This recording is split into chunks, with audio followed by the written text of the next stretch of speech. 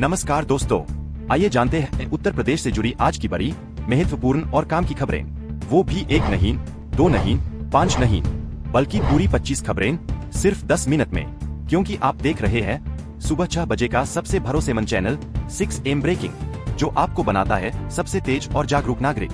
तो फिर देर किस बात की, चैनल को सब्सक्राइब करें और वीडियो को लाइक करके खबरों की शुरुआत करते हैं। तो पेश है आज की पहली खबर। भारतीय रेलवे ने एक नया नियम लागू किया है, जिसके मुताबिक अब तत्काल टिकट बुक करने के लिए आपका IRCTC अकाउंट आधार कार्ड से लिंक होना जरूरी होगा। यह नियम सभी श्रेणियों sleeper, third AC, second AC और फर्स्ट AC पर लागू होगा। रेलवे का कहना है कि एजेंटों और सॉफ्टवेयर से हो रही टिकटों की ब्लॉकिंग रोकने के लिए यह कदम उठाया गया है। अब बिना आधार लिंक के कोई भी टिकट नहीं मिल पाएगा, इसलिए यात्रियों को जल्द से जल्द अपने अकाउंट को अपडेट करने की सलाह दी गई है। अब बात करते हैं मौसम की, जहां पश्चिम उत्तर प्रदेश और दिल्ली NCR में बारिश के आसार बढ़ गए हैं। मौसम विभाग के मुताबिक अगले 3-4 दिनों तक बादल जमकर बरस सकते हैं, खासकर रात और सुबह के समय। कई इलाकों में 50 से 150 मिलीमीटर तक पानी गिरने का अनुमान है। मेरठ और आसपास के जिलों में अरब सागर से नमी का प्रवाह तेज होने से मौसम और भी अनुकूल हो गया है। हालांकि मध्य और पूर्वी उत्तर प्रदेश में अभी भी बारिश की कमी बनी रह सकती है। लोगों से जलभराव वाले इलाकों में सतर्क रहने की अपील की गई है। किसानों के लिए अब एक और नई योजना की शुरुआत हो गई है, जिससे उनकी आमदनी भी बढ़ेगी। मुख्यमंत्री सहभागिता योजना के तहत अब किसान 1 से 4 तक गोवंश गोद ले सकेंगे। इसके लिए उनके घर के पास मनरेगा के तहत कैटल शेड और स्मॉल बायोगैस यूनिट भी बनाई जाएंगी। इसका मकसद बेसहारा गोवंश का संरक्षण और गो आधारित अर्थव्यवस्था को मजबूत बनाना है। महिला स्वयं सहायता समूहों और नवयुवकों को भी इस योजना से जोड़ा जाएगा, ताकि ग्रामीण क्षेत्रों में स्थायी रोजगार के अवसर मिलें और किसान आत्मनिर्भर बन सकें। अब बात उस चेतावनी की जो किसानों और आम लोगों के लिए चिंता बढ़ा रही है। मानसून की सुस्ती और बारिश की कमी से कई राज्यों में सूखे का खतरा मंडरा रहा है। उत्तर प्रदेश के कई जिलों में अब तक सामान्य से बेहद कम बारिश हुई है, जिससे धान, गन्ना और मक्का जैसी फसलें प्रभावित हो रही हैं। मौसम विभाग का कहना है कि इस साल मानसून तय समय से करीब 10 दिन पीछे चल रहा है।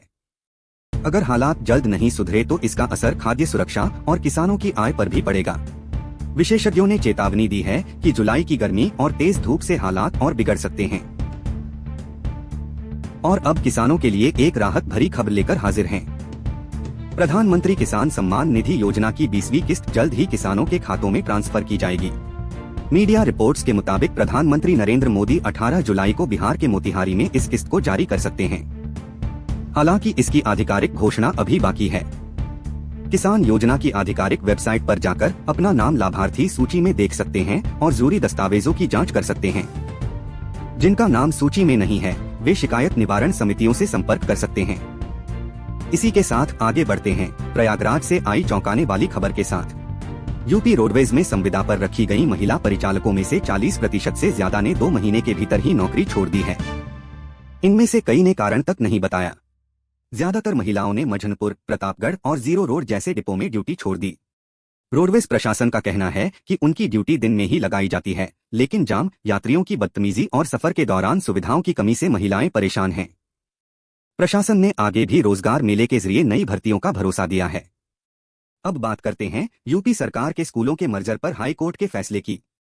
इलाहाबाद हाई कोर्ट की लखनऊ बेंच ने प्रदेश के 5000 स्कूलों के मर्जर पर रोक लगाने से इनकार कर दिया है।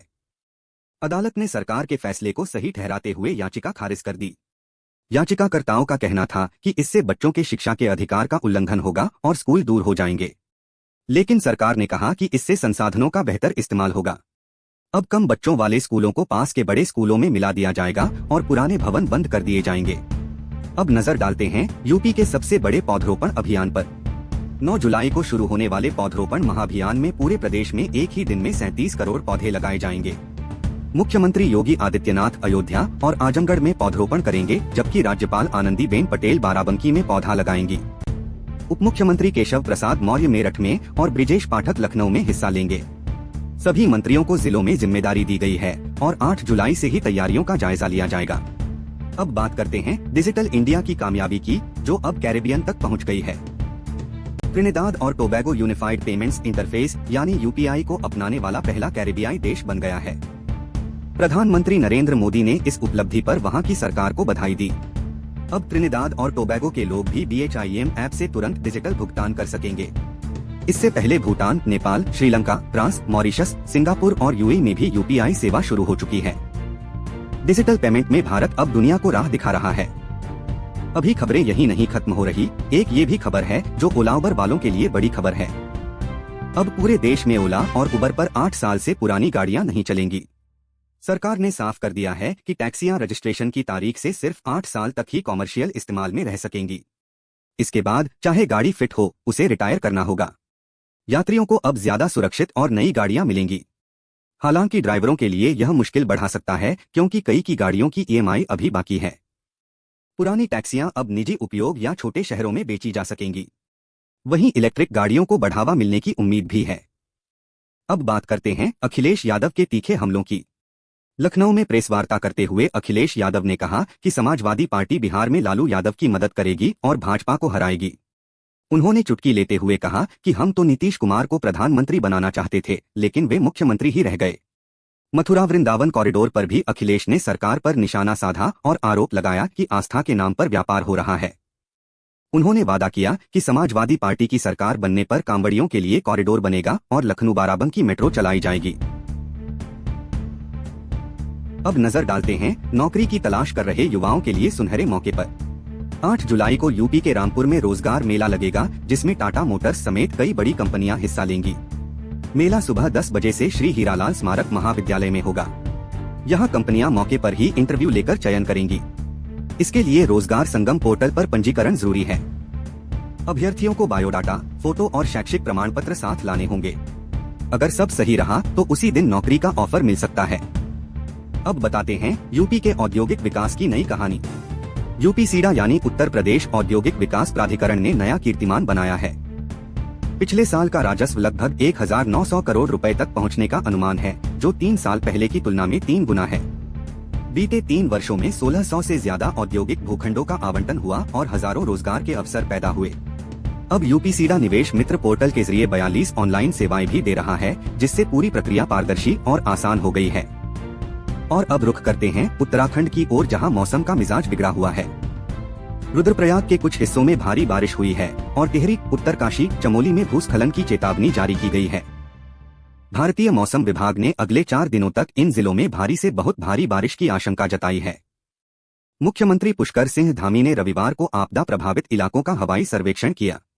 केदारनाथ यात्रा भी अस्थायी रूप से रोक दी गई है। प्रशासन ने लोगों से सतर्क रहने की अपील की है। यहां आपकी दी हुई इस खबर को भी उसी न्यूज एंकरिंग स्टाइल में तैयार कर दिया है।